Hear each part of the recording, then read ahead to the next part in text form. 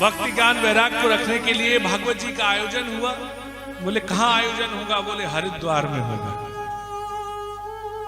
गंगा द्वार समीपे तू तट आनंद नामकम। यहां हरिद्वार नहीं लिखा, गंगा द्वार लिखा। क्यों? क्योंकि हरिद्वार के बीच में बड़ी मान्यता है। जो भगवान शिव के भक्त है वो कहते हैं ये हरिद्वार है, केदारनाथ का रास्ता यहीं से जाता है। और भगवान नारायण के कहते बोले बद्रीनाथ का रास्ता यहीं से जाता है, ये हरि का द्वार है। तो व्यास जी ने दोनों ही बातें बोले नहीं, ये गंगा का द्वार है साहब। कोई गंगा कैसी है? बोले हरि की भी है और हर की भी है। एक के चरणों से निकली है और एक के मस्तक से। सुंदर बालू में बैठकर चारों ऋषि कुमार कथा सुनाने लगे और पता पड़ा भगवान सुनने वाले और भगवान ही कहने वाले। फिर क्या था? बड़े बड़े ऋषि मुनि कौन कौन? भृगु जी, वशिष्ठ जी, च्यवन, गौतम, परशुराम जी, मंडूक जी, बड़े बड़े ऋषि मुनि अपने शिष्य गणों के संग आए हैं।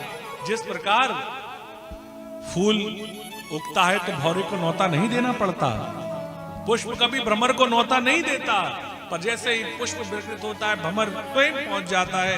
ऐसा ही पता पड़ा, आकाशवाणी हुई है। और कहां तक? बोले बड़े बड़े लोगों में बात हो गई। जितने भी वैष्णव थे, संत थे, सब लोग कथा सुनने के लिए अपने आप आए हैं। कहीं किसी को बुलाना देना नहीं पड़ा। वेदांतीश्च वेदाश्च मंत्राश्च तत्समूर्तया। बड़े वेद और मंत्र मूर्तिमंत रूप होकर आए हैं। गंगा यमुना से पुराण व्यक्ति का रूप रख रख कर इस कथा को सुनने आए। और कथा प्रारंभ में ही इतना सुंदर श्लोक है। सदा सेव्या श्रीमद् भागवती कथा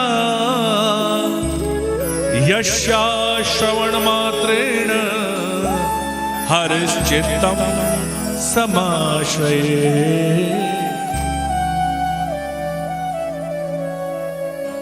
भोजन कब करना चाहिए? चिकित्सा की एक पद्धति होती है जिसको आप लोग कहते हैं होम्योपैथी। होम्योपैथी के डॉक्टर्स कहते हैं बोले जब भूख लगे तब भोजन करो, बिना भूख से भोजन नहीं करना चाहिए। तो यहां पर ये श्लोक बड़ा सुंदर है। बोले भगवान, अरे जब मन में हो तब भगवान का नाम लो, जब भूख लगे तब भोजन करो और जब मन कहे तब नाम लो। सदा सेव्या। इस प्रकार अभी कथा की महत्व ही बता रहे थे। बोले जिसके घर में भागवत जी रहती है वो घर कैसा है? तद गृहम तीर्थ रूपम ही वसताम पापनाश। आजकल घरों में लोग सीनरियां बहुत रखते हैं, बहुत बहुत बड़ी बड़ी चीजें रखते हैं। मेरा आप लोगों से निवेदन है, पद्म पुराण के श्लोक का अर्थ बता रहा हूं, मन की बात नहीं कह रहा। कम से कम कुछ ना रखें तो घर में अपने मंदिर के पास कोई एक आला बनाए, उसमें बने 18 पुराण, 4 वेद, इतना भी नहीं बने तो श्रीमद् भागवत जी की पुस्तक जरूर रखें। जिस घर में भागवत जी रहती हैं वहां पर पाप नहीं लगता। कथा भागवतस्यापि नित्यम भवति यद्गृहे। जहां पर नित्य भागवत जी का एक श्लोक का कथा का पाठ होता है वहां पर पाप नहीं रहते। वो घर तद्गृहम तीर्थ रूपम। घर घर नहीं होता, वो तीर्थ हो जाता है। कोई आधे श्लोक का भी पाठ करे। शुक्र शास्त्रों कथायाश्च फलेन समता नहीं। बड़े बड़े गंगा, काशी और आधे तीर्थों को करने का फल केवल भागवत जी की सेवा से मिल जाता है। जो नित्य श्लोक का पाठ करता है, आदि का करता है, उसे राजसूय और अजमेर यज्ञ का फल मिलता है। इतनी महिमा है। बोले इतनी महिमा है। बोले इसकी महिमा के बारे में कहते हैं, जब भगवान श्री कृष्ण इस धराधाम को छोड़कर जा रहे थे तो उद्धव जी ने पूछा, बोले प्रभु जब तक आप रहे, आपने धर्म की रक्षा करी, आप इस धराधाम को छोड़कर चले जाएंगे तो फिर इस धर्म की रक्षा कौन करेगा? भगवान के भक्तों की रक्षा कौन करेगा? भगवान श्री कृष्ण ने कहा मैं एक रूप से तो चला जाऊंगा, पर एक रूप से भागवत में आ जाऊंगा, प्रवेश कर जाऊंगा। स्वकीयम यद् भवेत् तच्च, एक रूप से तो चला जाऊंगा, पर तिरोधाय प्रविष्टो हम श्रीमद् भागवतार्णवम। भागवत बोलो, भागवत भगवान की ये भागवत जी की महिमा। बोले उस भागवत जी में रहकर तेने अंबामय मूर्ति प्रत्यक्षा वर्तते हरे।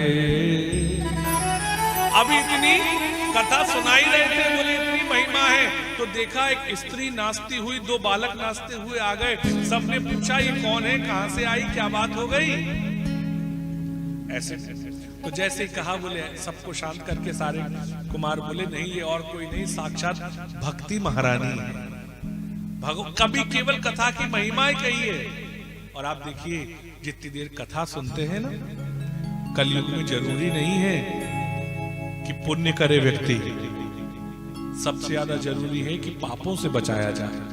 जितनी देर खाली रहता है उतनी देर सहज पाप के प्रति वृत्ति बढ़ती चली जाती है।